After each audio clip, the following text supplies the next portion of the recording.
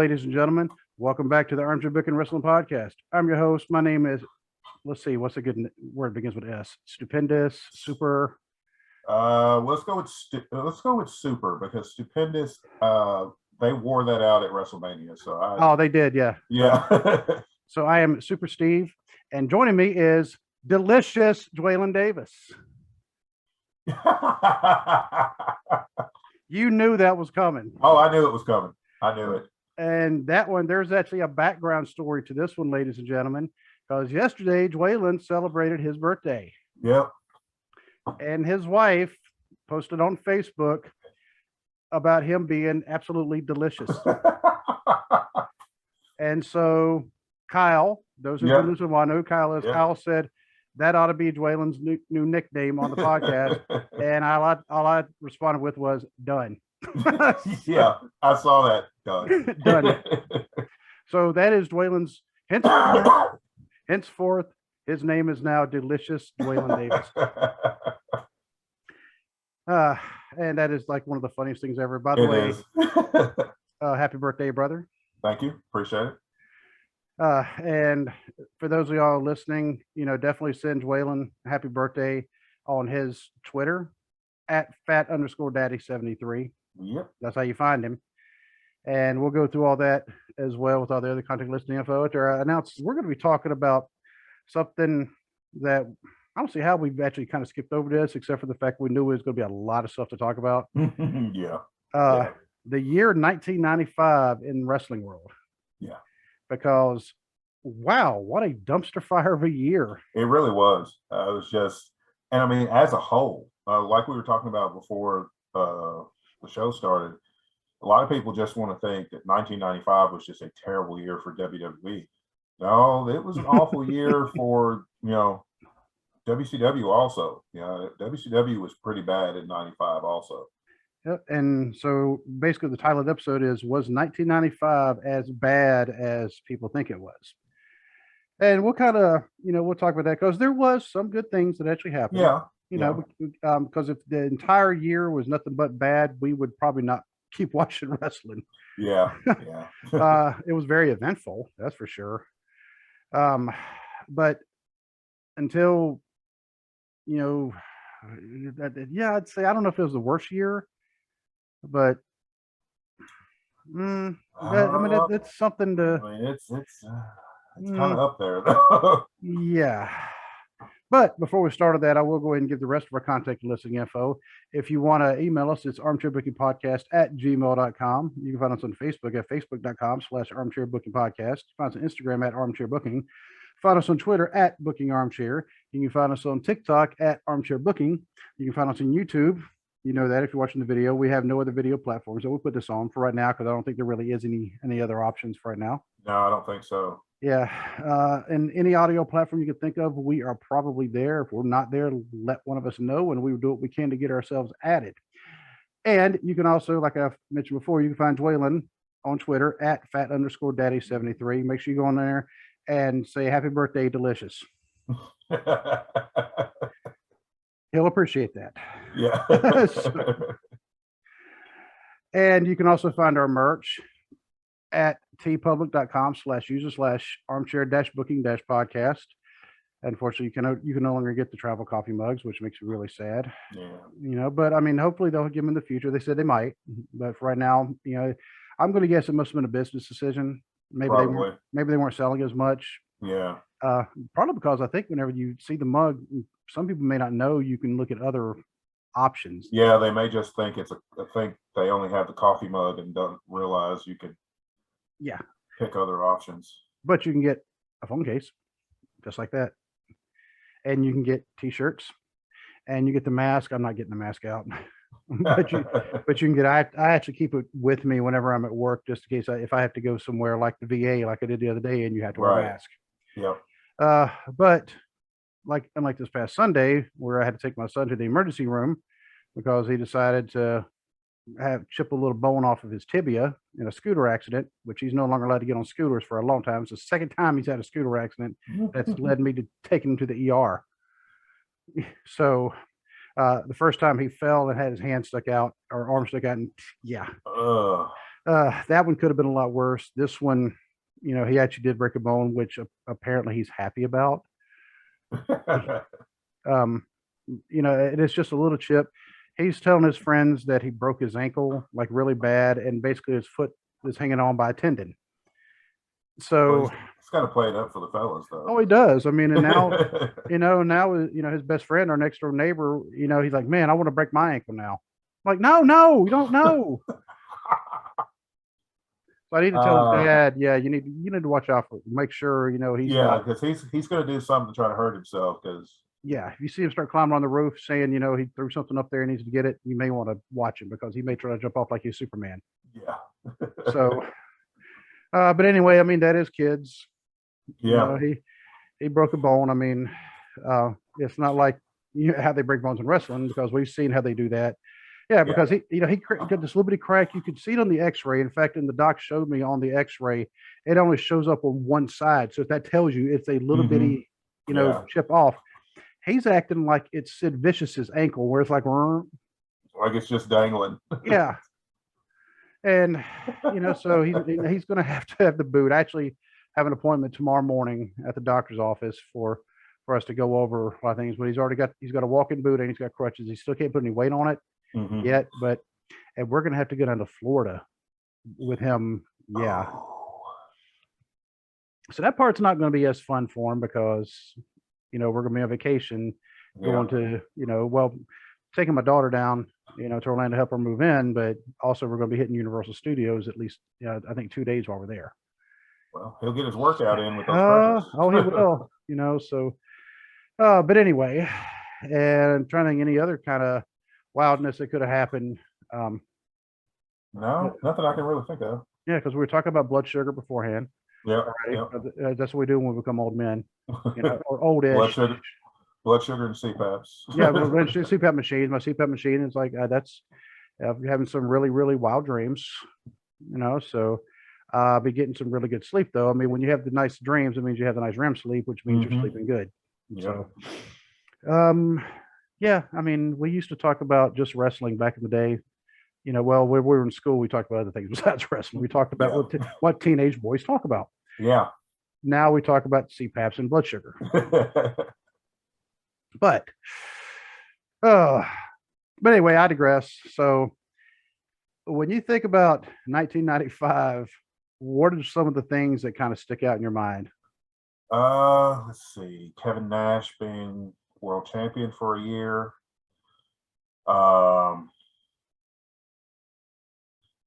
WrestleMania not being very good that year. Just the booking as a whole just wasn't very good. And a lot of that is they were short on talent. They were. They it was were something very short. Yeah. It was something I did not realize until I was. Yeah, I mean, they were very short on talent. I mean, look, think of it this way. Like,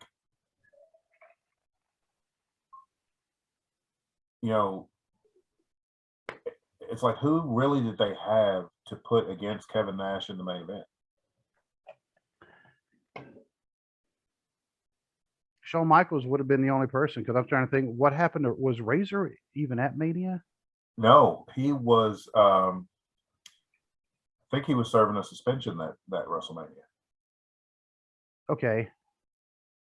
Scott Hall was one of those guys. He rarely got injured.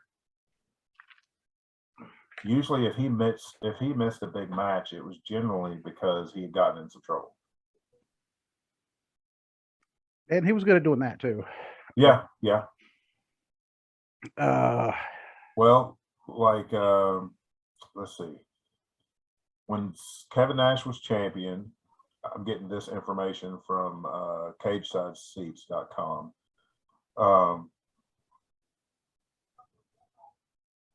They're basically saying, they still had the PR mess from the steroid stuff. That they were still trying to. That's kind of why they kind of went with the new generation stuff and trying to give them a more wholesome image after the PR nightmare of the steroid trials and all that.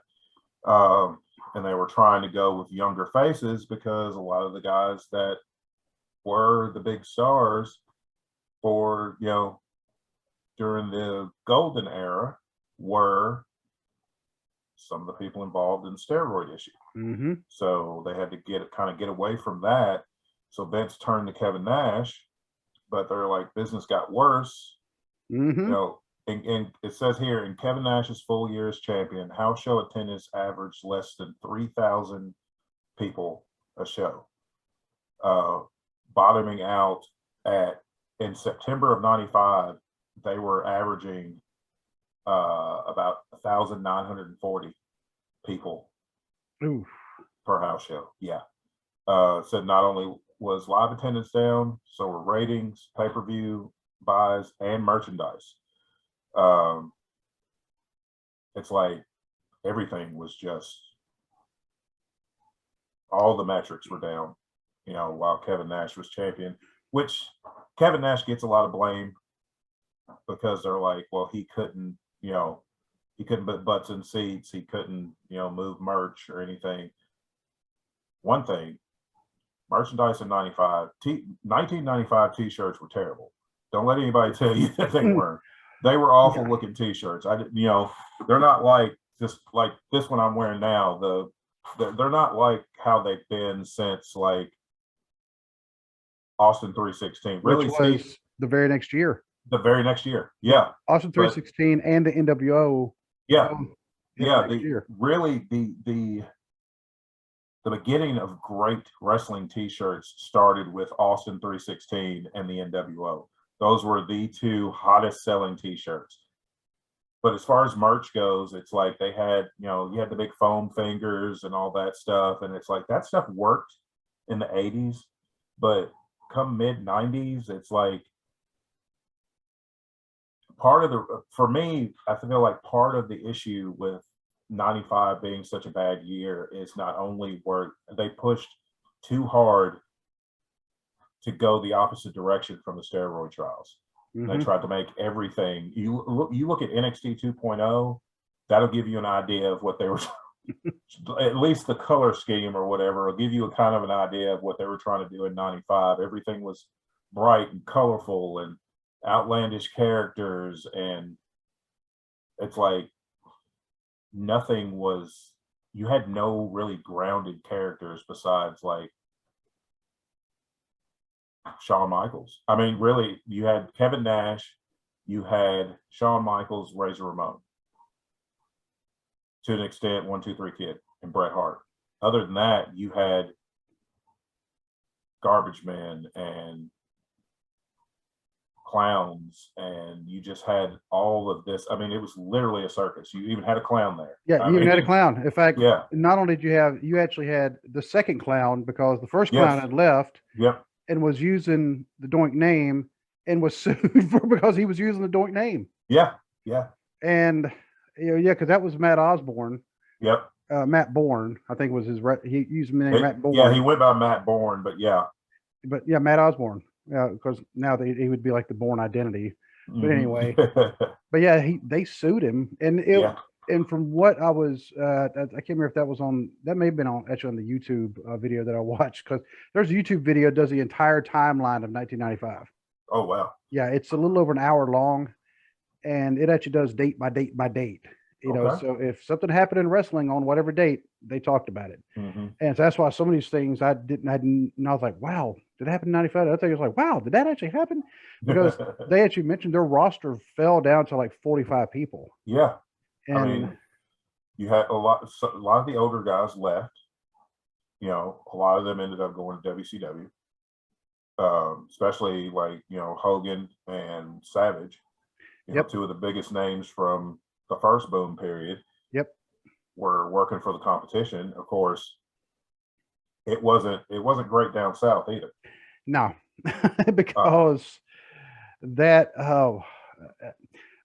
if you thought WWF, WWE was bad, they were still better, more or less. Than what WCW's one time, because WCW, first of all, that was the year of the uncensored pay-per-view, the first one, where they had the what do they call it? That match, they were in the back of a semi.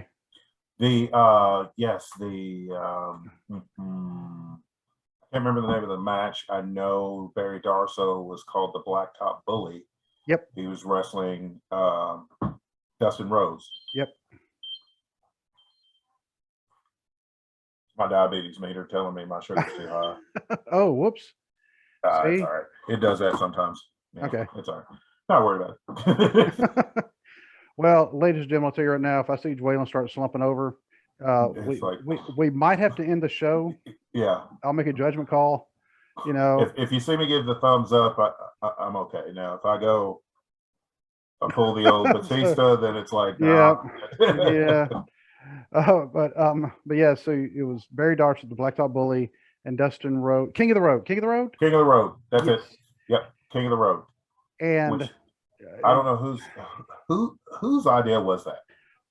Honestly, I'm going to guess it was Mike Graham, because Mike Graham also the late Mike Graham. I Yeah. will go through that, because he also gave them the okay to Blade.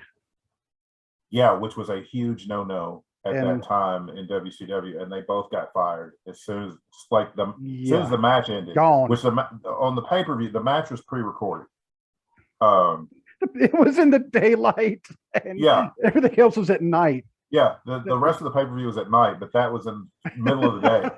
But as soon as that got done taping, they both got fired for blading. Yep. And you would think it's on tape. Why didn't they edit that? You can't just edit it out or do camera angles where you can't really see the blood. But it's like nothing was going to save that match. It was a ridiculous concept. There was nothing they could do on the back of a moving truck except punch and kick. That's all you could That's all you could do. Because you had to be careful about throwing each other against the side, because what if the side broke? Yeah, what if the side broke? And then you're out in the highway, and it was just a ridiculous concept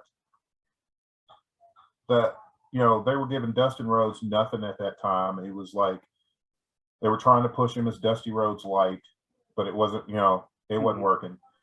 And then Blacktop Bully was a terrible gimmick for Barry Darsow.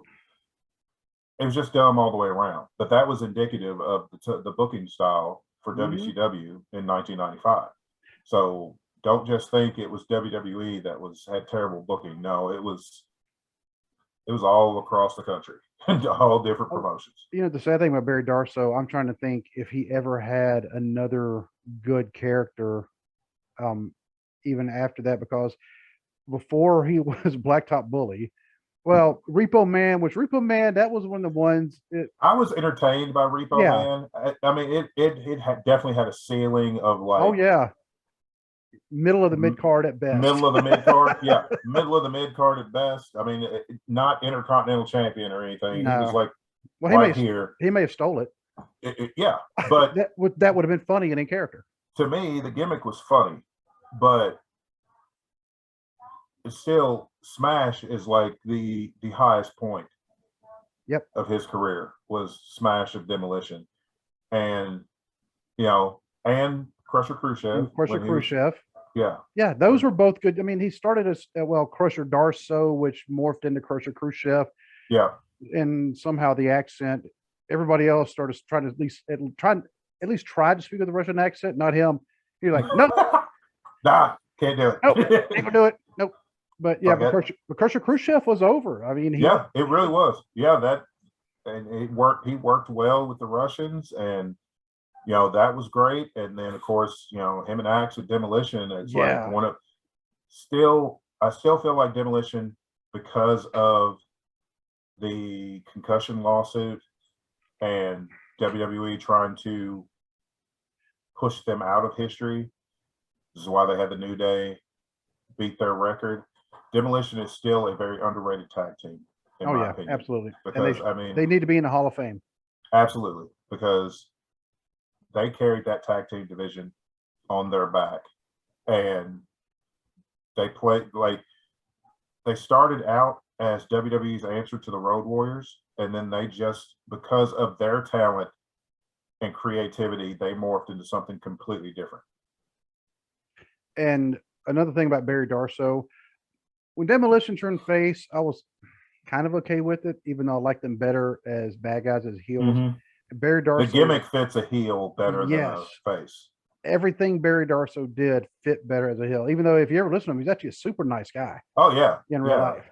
And but you know who's an expert on heels? Ted, the Hillbilly Heel. Absolutely. Yep. And if you don't know about his show, The Hill Truth, go check it out. Once again, he's on quite a few platforms. Mm-hmm. You know, I know he's on Apple Music because that's where I listen to him. I know he's on Spotify. He uses Anchor, so if you use Anchor, you definitely go check him out. Great guy, and he once again he had another podcast. That was about 2 hours long because he had I cannot think of the name of their podcast, and it's going to drive me nuts. But go listen to it because once again he puts out a quality product. #1 in Antarctica, And #1 in MySpace, award-winning, critically acclaimed. Yep. You know, but yeah, so he is the expert on heels, and because we said so, and he'll tell you that, and if you think he's wrong, prove it. Prove it. Yep.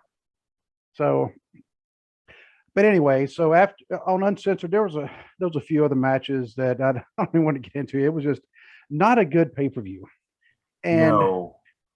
that Let's see what else was on that card. Let's see. I believe that was that also the one where Renegade debuted? It may have been. Are you looking it up? Okay, I'm looking it up. Let's see. You had Flair attacking Savage. Savage had a match against the Avalanche, who was WWE. He was Earthquake.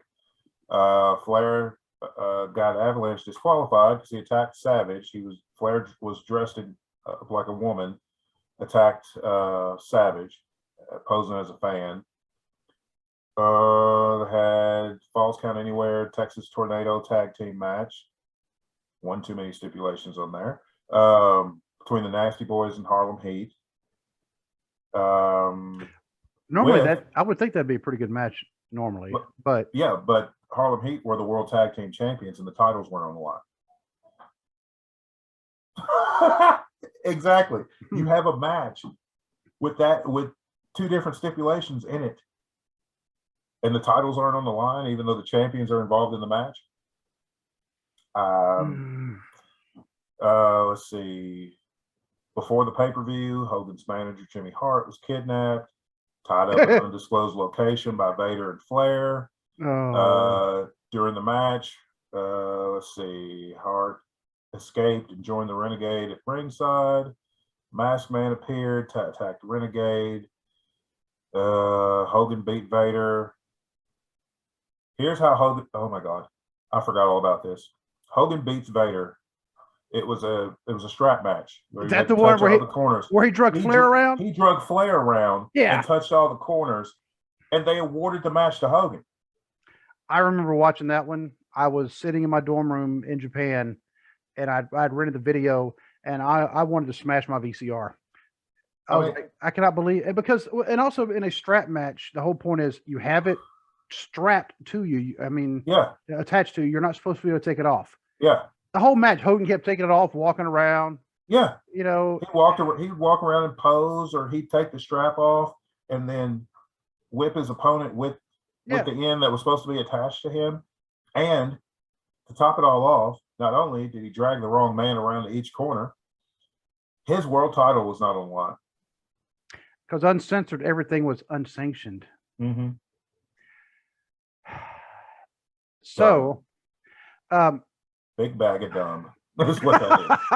Big old bag of dumb. Big old bag of dumb. But on the other side, and we will kind of mention ECW at some point because ECW they were really starting to come in their own at this time. Yeah. Because at least they were honest about what they were doing.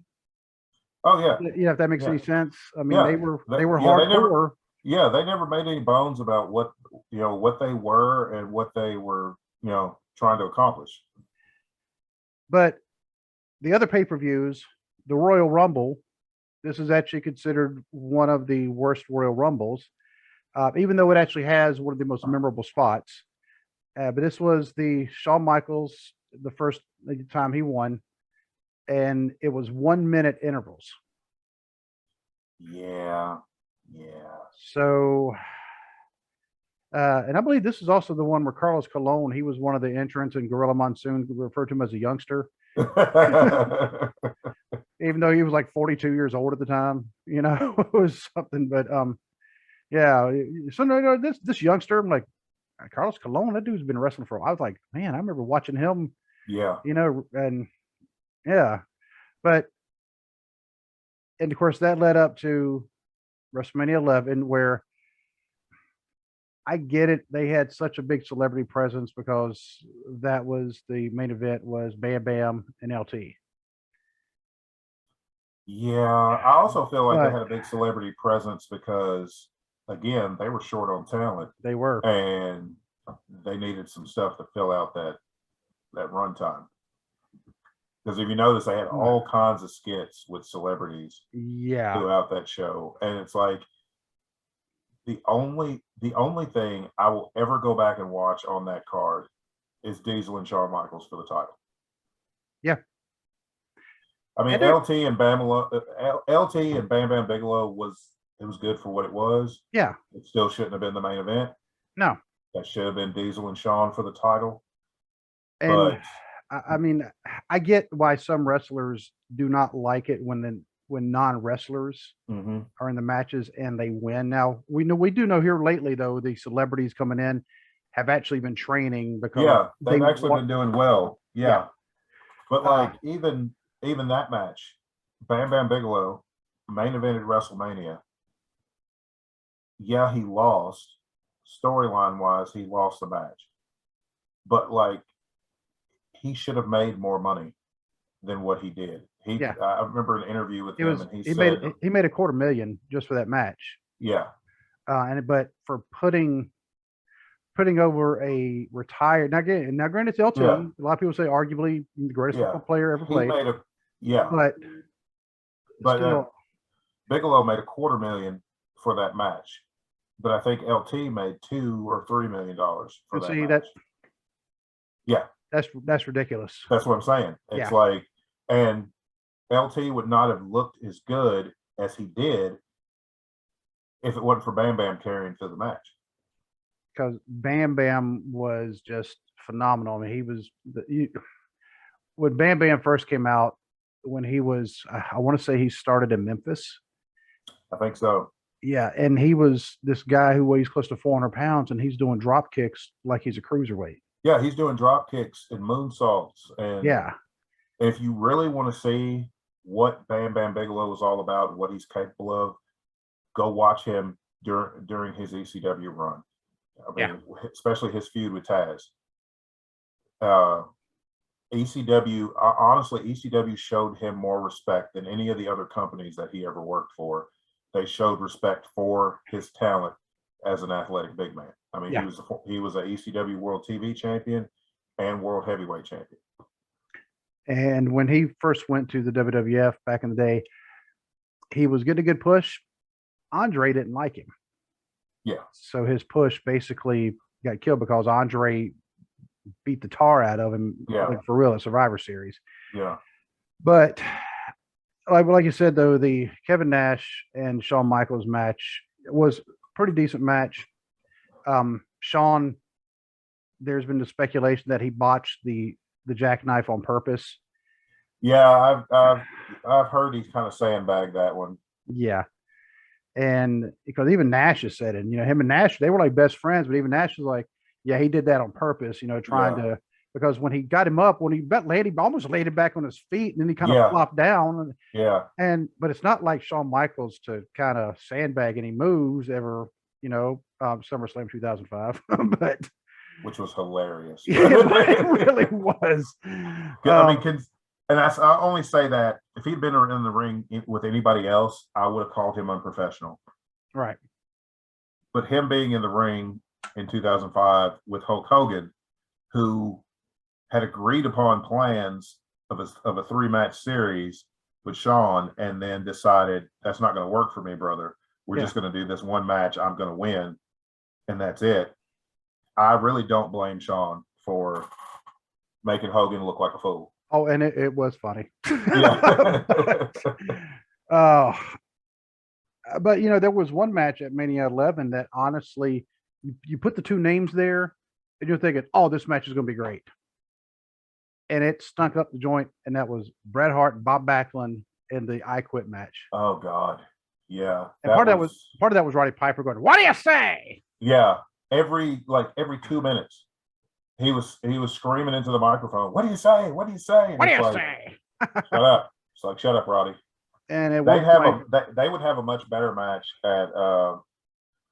Honestly, they had a much better match the previous Survivor Series. yeah, they did the towel match. The submission match where Owen threw the towel in and Backlund won the title, because that's how Diesel got the title. Beat him in 8 seconds in Madison Square Garden. And the weird thing, I mean, because I know we're talking about this is 1995, but I almost dare say it was almost like a fiscal year. It actually kind of started. It started Survivor Series, went all the way to the next Survivor Series. Yeah, because Nash wins, in November of 94, ends up losing the title in November of 95. Yep. To loses it to Bret in a spectacular match. That was one of the best matches of Kevin Nash's career. That was a fantastic match. And if your kids can read lips, you may not want to. Yeah. The end of that match. Yeah.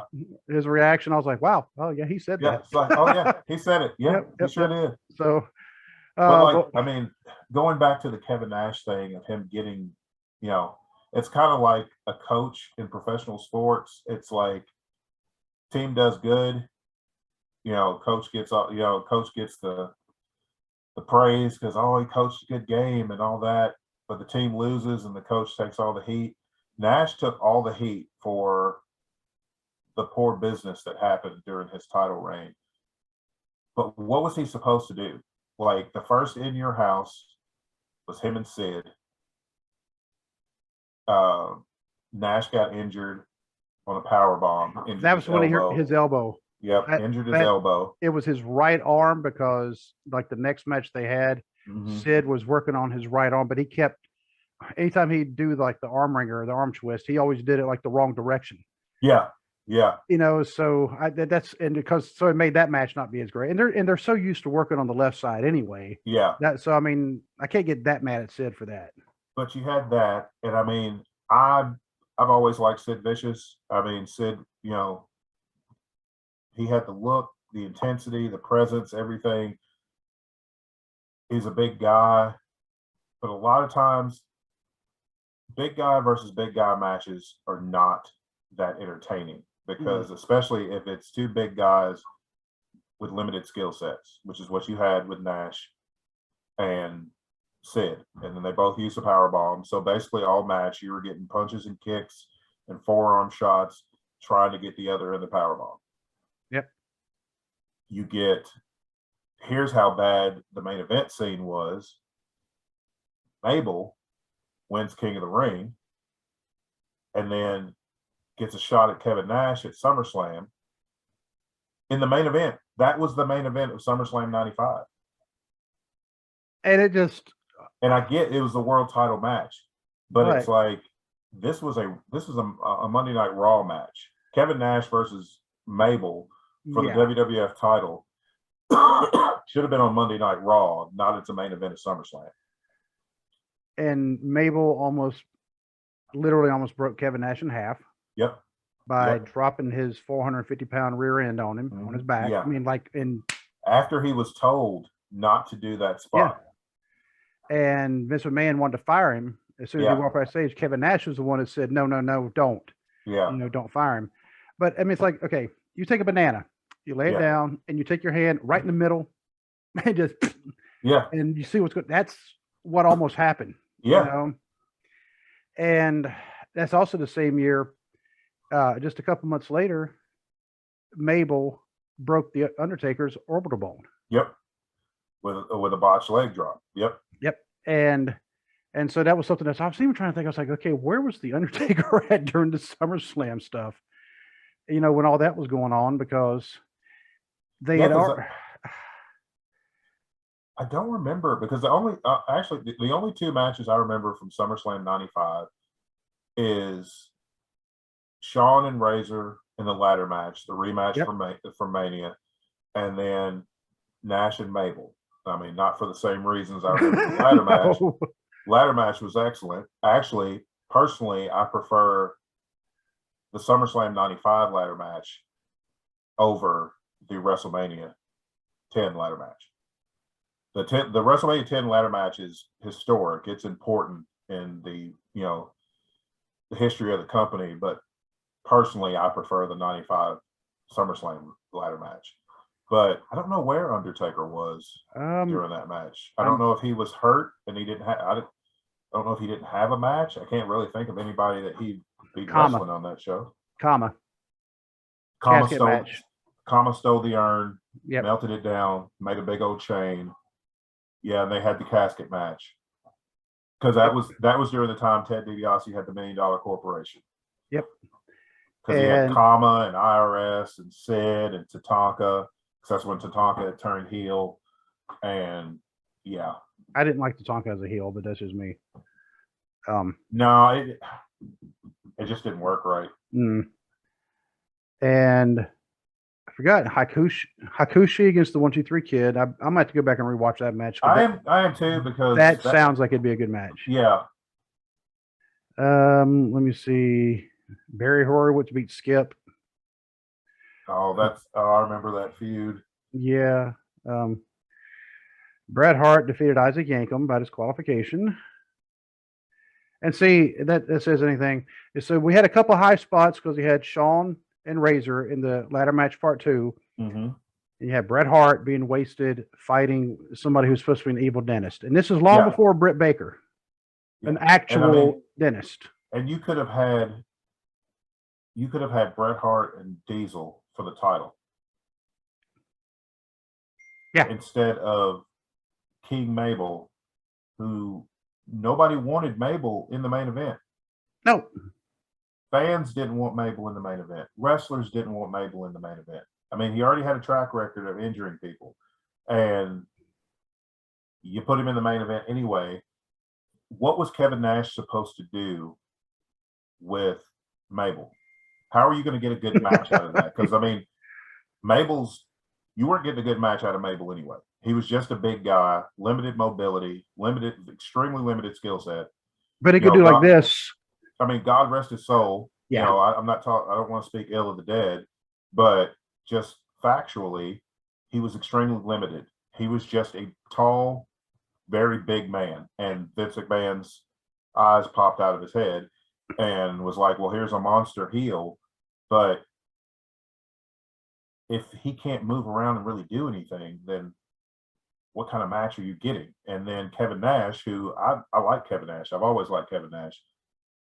But Kevin Nash was limited in his skill set as well. So you mesh those two together and you get nothing. That's why Kevin Nash won the match with a top rope shoulder block. Yep. That's how he beat him. And by the way, we know, Dwayne and I personally know how big Mabel. Yes. Dwayne knows personally how big Mabel is. Lord have mercy. I was working at a convenience store in Hopkinsville, and he was performing at a show at the local armory in Hopkinsville. He's getting gas. First of all, that was the biggest Cadillac I'd ever seen in my life.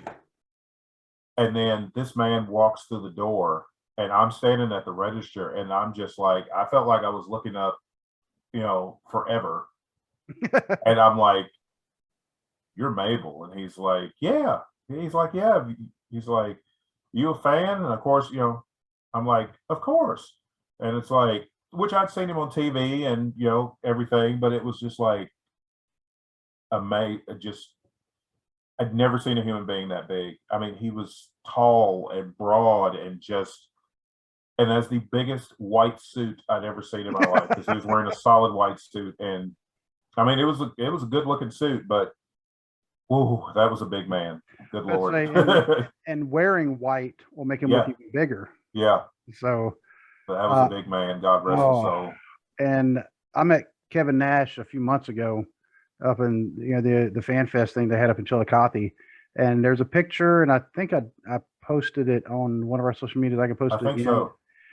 Because it was the Saturday after we interviewed Buff Bagwell. Yes. Yes. because Buff is also in the picture. It's Kevin Nash, Buff Bagwell, Scott Steiner. Mm-hmm. Is that the only three? Yeah.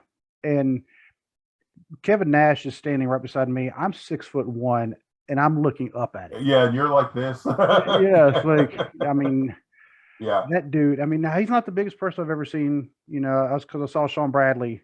Yeah. You know, so Sean Bradley is still the biggest human being I've ever seen. Because even Kevin Nash would be going, yeah, it's like, wow. wow. But Kevin Nash, I mean, and now he was struggling at the Fan Fest to kind of move around a little bit. And you can see at one point he stood up and his knees, I mean, you can tell we're giving him problems. You know? Oh, yeah, because he's had a ton of knee surgeries Yeah. over the years. And I mean, you got to think he's like a little over 300 pounds. Mm-hmm. Like he was probably about 320 during his wrestling days. You know, carrying that weight on your knees and then being in an athletic sport, you know, it's going to wreak havoc on your knees. And before he became a wrestler, well, he was actually in the Army right before he became a wrestler. And so he's doing a lot of running because that's what the Army does. They run. Yeah. And before that, though, he played basketball at the University of Tennessee. Yeah. Yes. And he played center. So, I mean, so he had it. He was a legitimate athlete. I mean, no doubt he wasn't just big. But plus he's a tough guy because, I mean, he used to be a bouncer, too. Yeah. And I wouldn't, you know, he's like, get out of the bar. All right. I'm going. All right. Gotta go. All right. Deuces. You know, yeah, my wife, she can stay in there. It was good. So, yeah, I'm fine. I ain't fighting him. But yeah, so I mean, that was a lot of the stuff going on, and a lot of stuff going on in the WWF at the time was also kind of, like you said, I think you said kind of cartoonish, kind of common like a circus. Yeah. Bob Backlund was running for president. Yeah. Was he? Because I honestly enough, I can actually see. Yeah, I mean, I could see that in real life, but it's like another one of those ridiculous gimmicks, and it's like, can I just see some good wrestling? Yeah.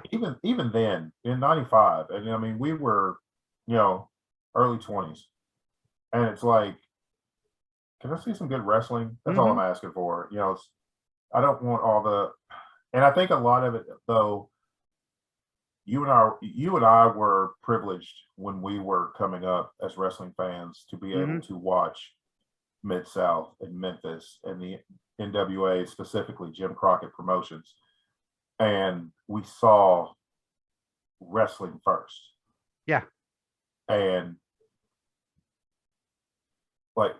in '95, you know, with WWE and WCW, it was character first, and it's like both companies forgot what was on the marquee. You can have good characters, and don't get me wrong. I mean, because sometimes you do need to have good characters. Yes, you can't have everybody being bland. I mean, you can't have everybody being bland. Everybody can't be a technical marvel, because that goes back to the cookie cutter thing, where if everybody's a Bryan Danielson, then it's not going to be interesting. Right. If you get the same type of match every single time, you got to have some characters and you got to have some flavor, you know. And I don't even think it should be like a 50-50 thing going like straight up. I mean, you got to have it kind of, you know, waving in and out some, you know, to where one day you may have like a majority character driven, but it cannot go so far that direction that all of a sudden the wrestling gets forgotten about. But also, if all you focus on is the wrestling, which is really, I know it sounds kind of bad, but if that's all you focus on, and all of a sudden nobody's going to want to watch, so you have to have that middle ground in there somewhere, right? And and one of the things I forgot to mention, but the King of the Ring pay-per-view, that was also the one with the Brett and Jerry Lawler Kiss My Foot match. Yeah, that's why Isaac Yankem got brought in to begin with, because Brett, storyline wise, Jerry Lawler hadn't washed his feet in forever. Who wrote that? Seriously, that was the crux of the storyline, because every time they had a match, Brett would beat Jerry Lawler. So Jerry Lawler's plan is to have a Kiss My Foot match. I'm not going to wash my foot for a month, and then I'm going to make Bret Hart kiss my foot. Everybody knew what was going to happen. Brett ended up beating Jerry Lawler and making him kiss his own foot. So then Jerry Lawler said that he had a severe case of halitosis and had to go see his personal dentist. That's how we got Isaac Yankem. All right, pal, what we're going to do is have you not wash your foot. That'd be good. Yeah. What am I And doing? then we're gonna have Isaac Yankem, the dumb, the big bag of dumb for that name. And then we're going to, just to play off of the dentist thing, we're going to have his teeth look like he'd been eating bugs for 2 years. And his teeth looked all gross. He walked right out of the meth lab. Exactly. Yep. He's like, all right, I was back there, hitting some rocks, and I'm just going right in here now. And it was like, oh, he's a big guy. Come here, pal. Come here, pal. But it's like nothing that they did worked. And it's like, even in Kevin Nash's, even in his position, nothing went up until they got the belt off of it. Yeah. And the sad thing, because we're thinking, okay, who could have Kevin Nash actually wrestled? Not the one people that are throwing at him. No. Bret Hart was there. Undertaker was there. Undertaker was kind of being wasted. I mean, yeah. And I think Undertaker was being wasted. Bret Hart was being wasted. Yeah.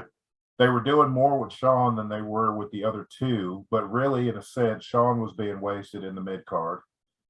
Because these are guys who had already done their time in the mid card. Yeah. These were main event guys. And Vince was treating Kevin Nash like Hulk Hogan in the 80s, where we're going to throw who's the monster of the month we can throw at the champion. And they didn't have a lot of them. And that's the thing. I mean, they didn't even have a lot of monsters to throw at. Yeah, and actually, I was thinking why they didn't have Bret and Taker going against Diesel was because they were all faces. Yeah. And Vince, he is pretty adamant about he does not want face versus face. Yeah. Because it splits the audience, and it's better to have face versus heel. And sometimes you'll have heel versus heel. But then like nobody gets cheered because everybody is getting booed. But yeah, Vince, he's always been really adamant about that, and maybe that's the reason why. But maybe you shouldn't have turned Kevin Nash face. That was the big problem. Kevin Nash was, a 7 foot tall, 300+ pound butt kicker. Yeah. He had that aura of bag. He had that Razor Ramon type aura of where. This is a guy I'm supposed to boo, but I like him at the same time because he's cool. And it's like Vince just flips the switch, and it's like we go from this over here to the prototypical grinning WWE babyface. And there's a WrestleMania book that comes with the DVD that I bought in 2000. I mean, that's how old this thing is. But actually talks about Kevin Nash, and they actually refer to him as a placeholder, like a long-term placeholder. They said it wasn't they even compared him to one of the presidents, like McKinley. Was he the one that was shot like a month into office, or I think so, or the one who died, like about a month later because his inauguration speech, he spoke for way too long in a blizzard. Yeah, and then he died of pneumonia. And it's like, he wasn't good, he wasn't bad, he was just kind of there. That's the way they referred to him as in their book that they put out. Well, and the thing is, that was their fault. Yeah, because one, you turn him heel. I mean, you turn him face. You could have left him heel, still had him beat Backlund for the title, because it wouldn't have mattered anyway. Backlund was just a transitional champion, so it wouldn't have mattered if a face or a heel beat him. You could have had Nash stay heel, beat Backlund for the title, and have him go on this year-long heel run and mowing through all the competition, which would have been more believable than the grinning babyface who only had one legitimate challenger in a year's time, and that was Shawn Michaels. Right. It was the only legitimate challenge he had to the title in a year with Shawn Michaels, and that was at WrestleMania 11. It's fairly early on until he met Bret Hart. Until he met Bret at the next Survivor Series. Until Survivor Series 95. Yep.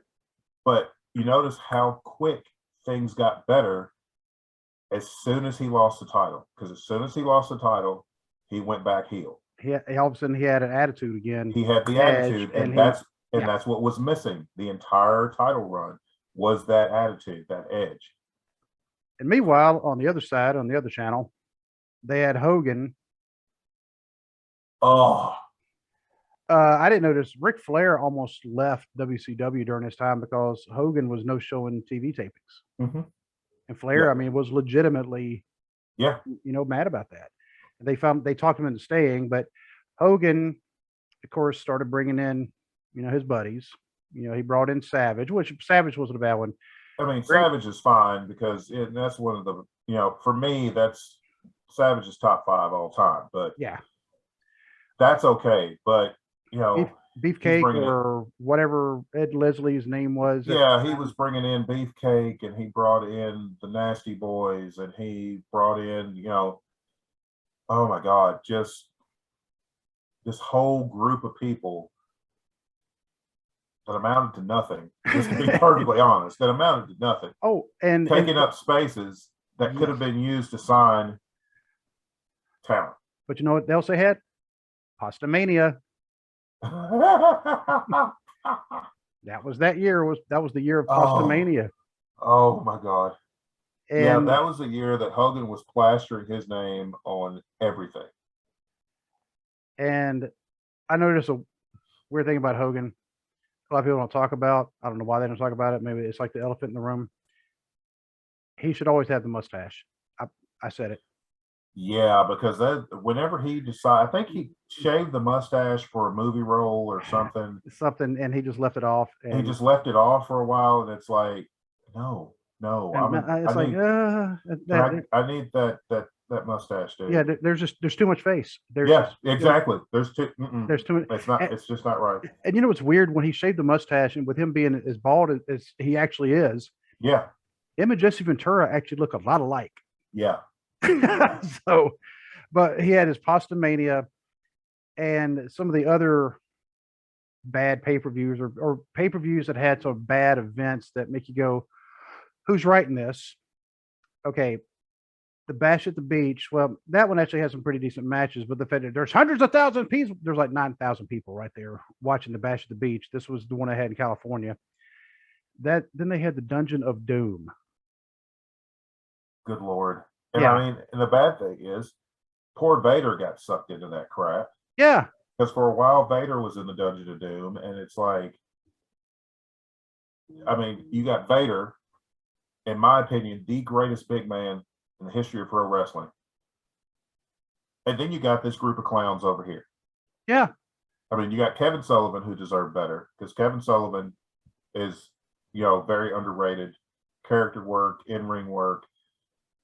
But then you had whatever character Ed Leslie was doing that week. You had the Avalanche, who was the Earthquake. Who also deserved, I will say he also deserved better. Who also deserved, John Tenta absolutely deserved better than what he got. Because actually, he wasn't even the Avalanche in the Dungeon of Doom. They changed his name to the Shark. Yeah, because he changed his tattoo. Yeah, he was the Shark. Ed Leslie was he Butcher or Zodiac there? I was thinking he may have been Zodiac by this point. I don't even know anymore. I mean, and then you had the Dungeon Master, and I can't remember who played the Dungeon Master. Prince Ikea, or no? It was one of Sullivan's cronies when he had the Ministry of, or no, not the Ministry of Darkness. The his flock that he had down in Florida. Yeah. So not.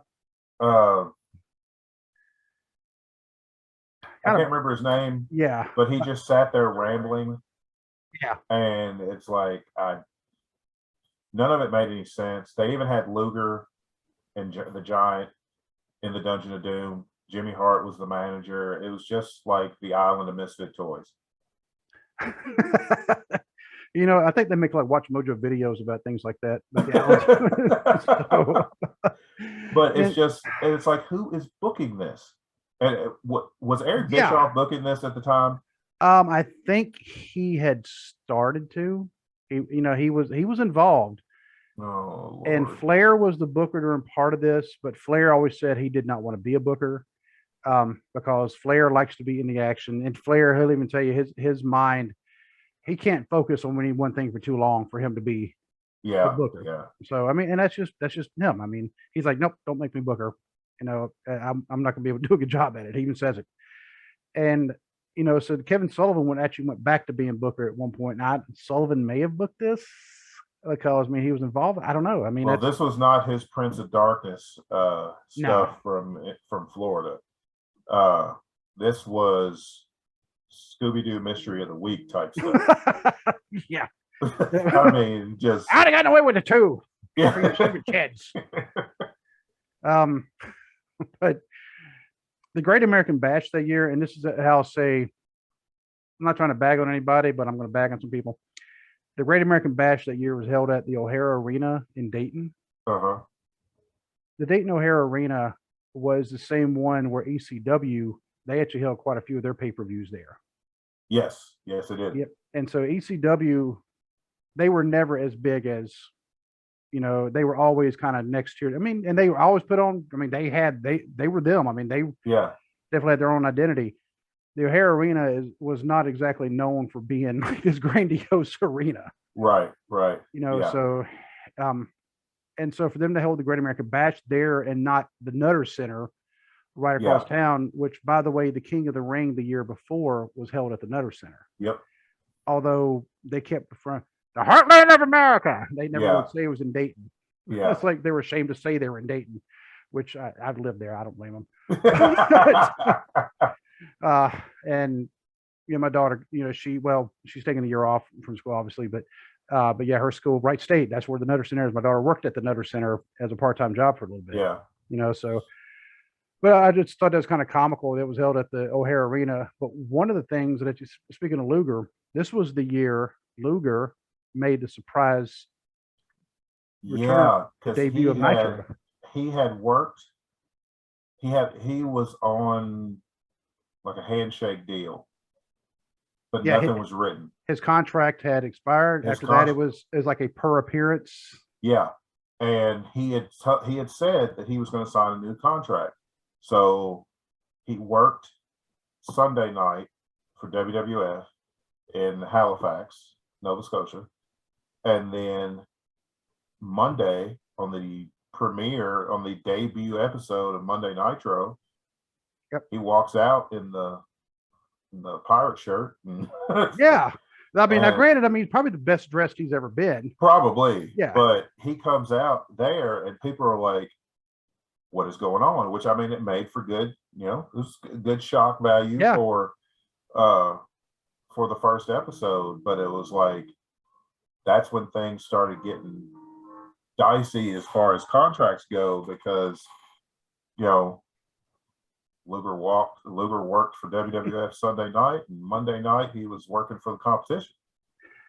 You would have thought somebody said, all right, we just had somebody leave our company and go to the competition. Everybody forgot about him, making sure we know where he's at. Let's not do that with anybody else, especially our people who are holding titles. Guess what happened in November?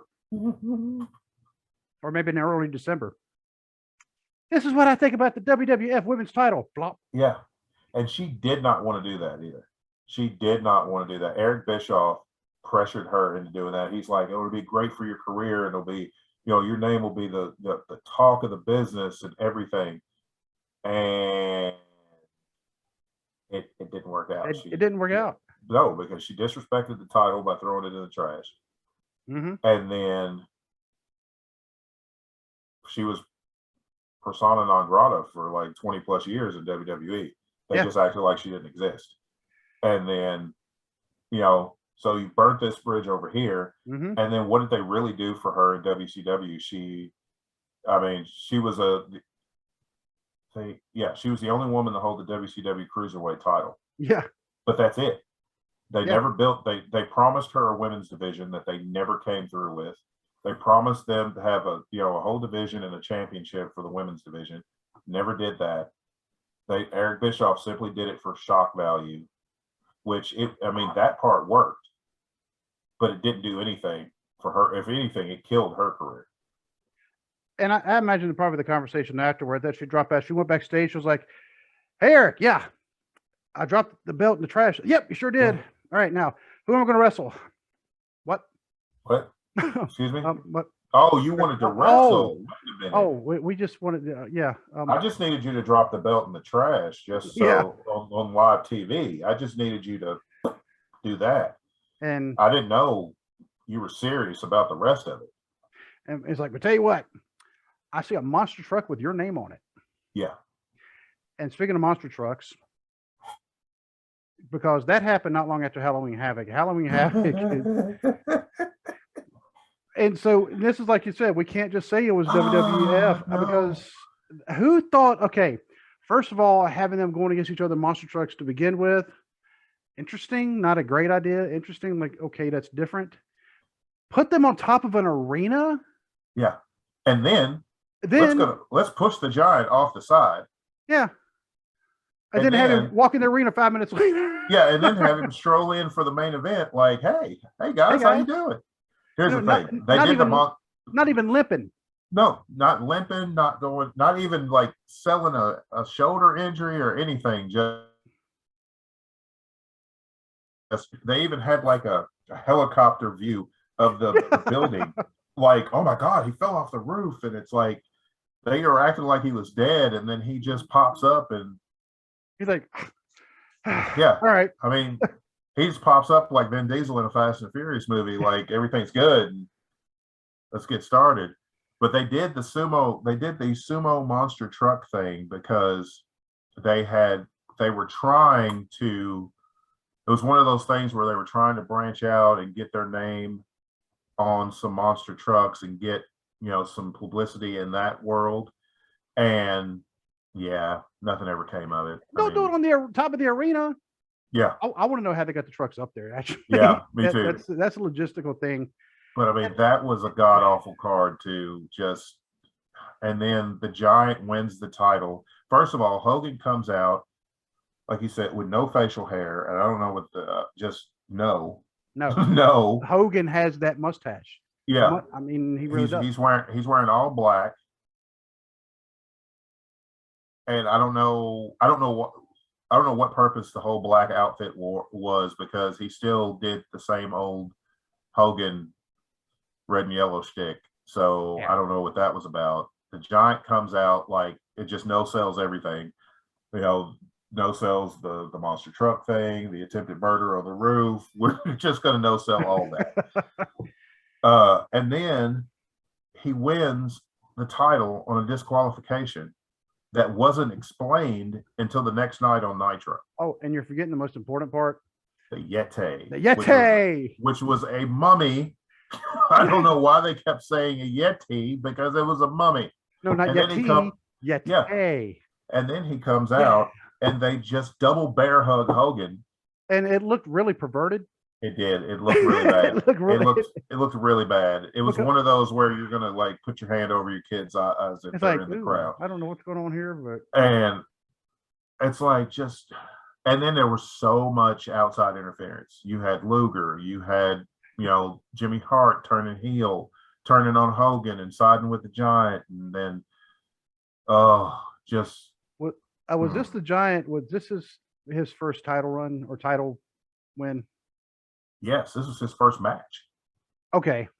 Yeah, that was his first match, and he won the title on his first match, but it was due to a disqualification because Jimmy Hart had reworked the contract to where if there was a disqualification, if Hogan got disqualified, he'd lose the title.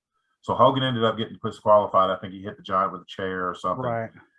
And the Giant wins the title, but they didn't even explain it on the pay-per-view. So the lasting image on the pay-per-view is Hogan getting double bear hugged by the Yeti and the Giant, and then the Giant leaving with the title. And then they explain everything on Nitro the next night. I want to know how much toilet paper they wrapped that man up with. It was a lot.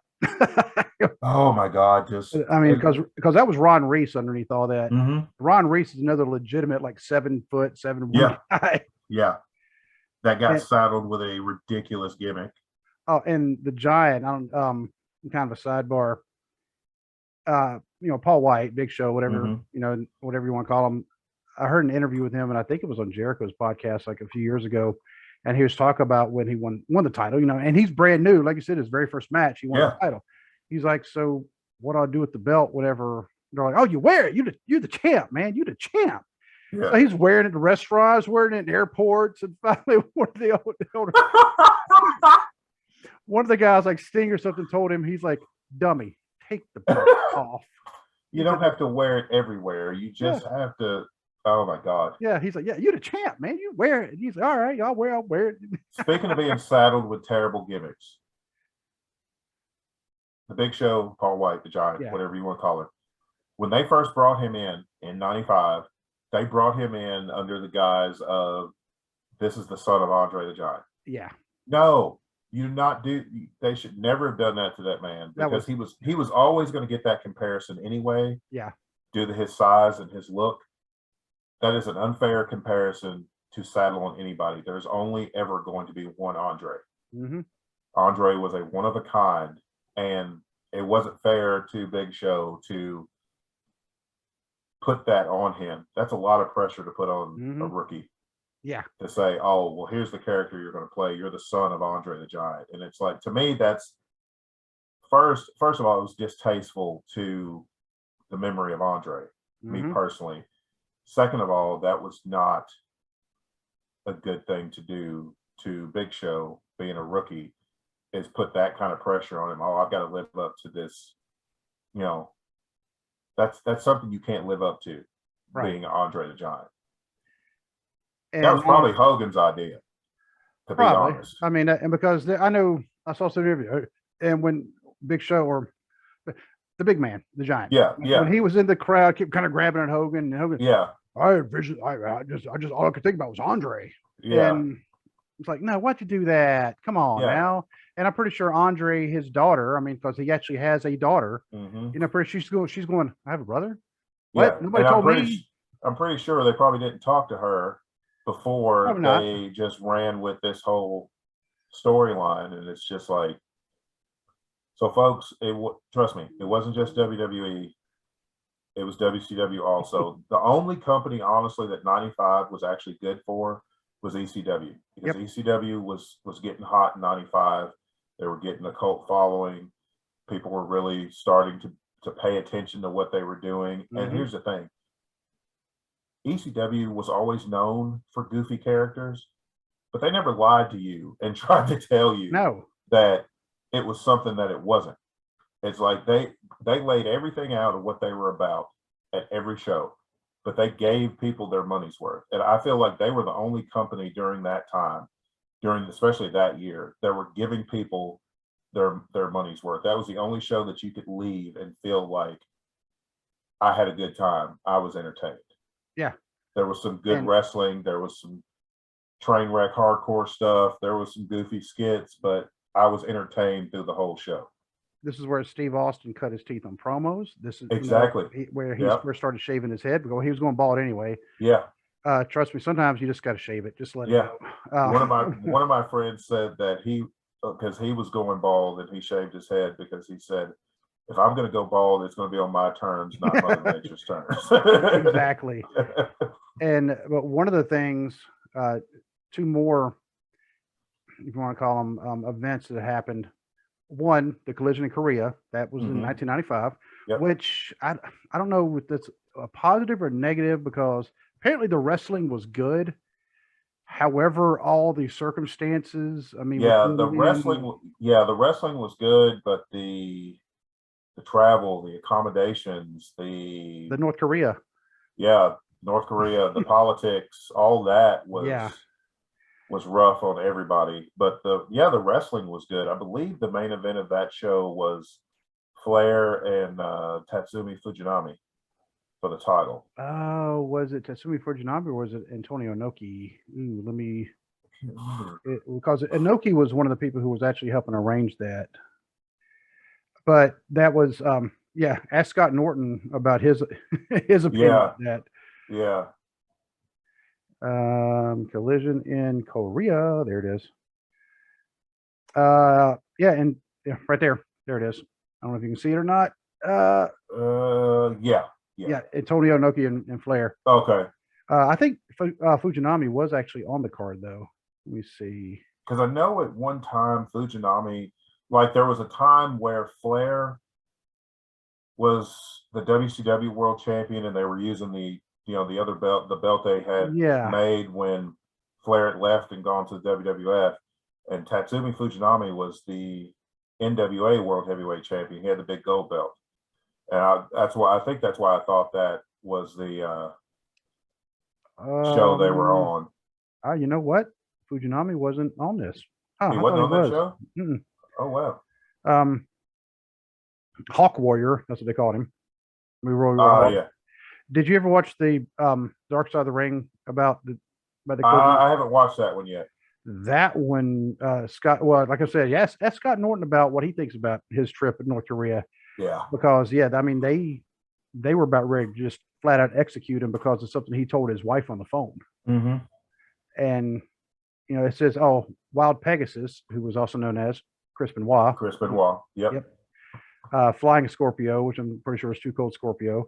Yeah. Apparently, Too Cold Scorpio was going to stab Hawk. Oh yeah, they hated each other. Yes. Yeah. And so, I mean, he was going to stab him while they were in North Korea. Yeah. And so that happened. And another event, which I meant to bring it up a while ago when you were talking about, how privileged we were. And I agree, that we were able to catch all these territories, Mid-South, Mid-Southern, Continental, UWF, World Class, and of course Mid-Atlantic, which merged with Georgia and all them. During like the late 80s, early 90s, another territory formed, which we could actually do an entire episode based on this because a lot of good stuff came out of there, but it folded in 95, Smoky Mountain. Yep, that's true. Yep, Jim Cornette ran that promotion. Yep. And I mean, I'll give it to Cornette because Cornette really has done everything there is to do in wrestling. Yep. And he started a territory as the territories were folding, and he started one. Not an indie company. No, I mean an actual territory where he was doing deals with the WWF at the time, because they actually had at some point in 95, early 95, The Undertaker went against Unabomb, also known as Kane. Yeah. Yep. Glenn Jacobs. Kane was also the Christmas creature for a little while too. Yep. And so that right there, I mean, that was the last of the territories. It was the last one to form, but it was also, when that should have been. Yeah, when that one folded, that was the end of the territories. Yeah, because the anything that was left kind of became like developmental systems for WWF, because USWA, that's what they became. OVW, which could be its own thing, which, by the way, like we said, congratulations to Jack Vaughn, OVW heavyweight champion. Yep. I don't know if you've seen that match. I haven't seen that match yet. It was pretty good. Jack Vaughn, I mean, I've actually seen him wrestle in person, and he's an old school guy. So definitely check him out. But so 95, was it as bad as what people say? I'd say overall, yeah. Yeah. Overall, it was a pretty terrible year. I mean, there was a few bright stars and some very dark skies, but overall, it was a pretty rough year for both major companies. ECW was that bright star. Yep. Because they were actually headed upwards while stuff was bottoming out for the other two companies. And we know ECW, I mean, their upward trajectory, I mean, it did hit a point, and then it did. I mean, because you can't maintain that style forever, but I mean, that's for a long time. Yeah, ECW was always going to have a ceiling. ECW was not going to have a 50-year legacy, but for what they were able to do in the time frame they were able to do it, it was impressive, especially in 95 when they were really getting hot. Yeah.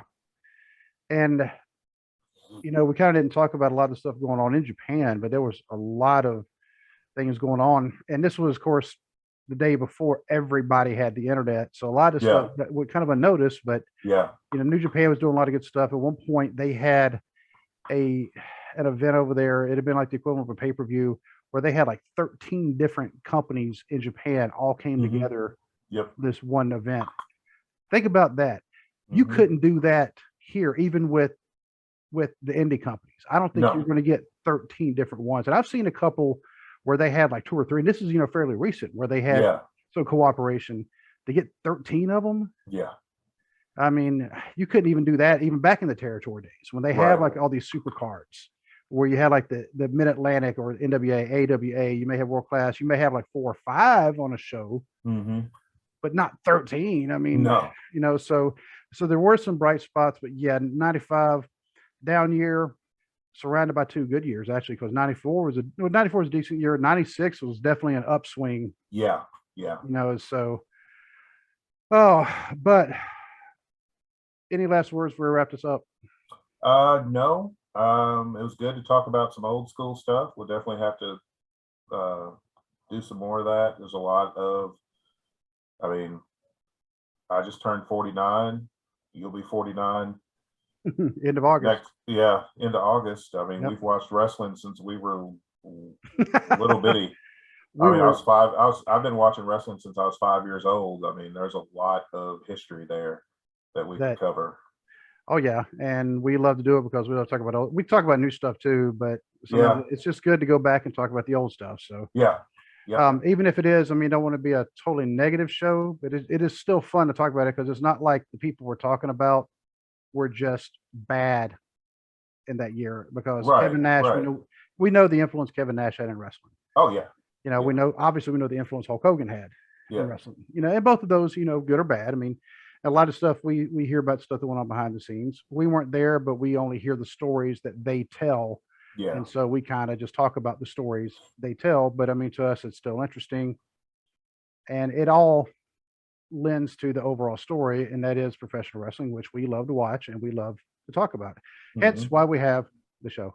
Exactly. But thank you, ladies and gentlemen, for listening to us, to downloading us, to watching us, however you choose to partake. But remember to email us, armchairbookingpodcast@gmail.com, if I can speak. And just hit us up. Let us know how we're doing. Give us a rating, especially if you listen on Apple Podcasts or Spotify. I know they have the rating system. You can also give us an actual review. Let us know we're good. Let us know we're bad. It actually helps us not only improve our product, but also it kind of helps with the algorithm, so other people can also get it to us. Well, tell your friends. I mean, definitely tell your friends about us. Tell them to come give us a listen. And if you don't give them a listen, tell us why you're not telling them to listen. Right. We need to know these things. We're caring souls. We really are. Word of mouth goes a long way. Yes, it does. So, but until our next episode, God bless. God bless.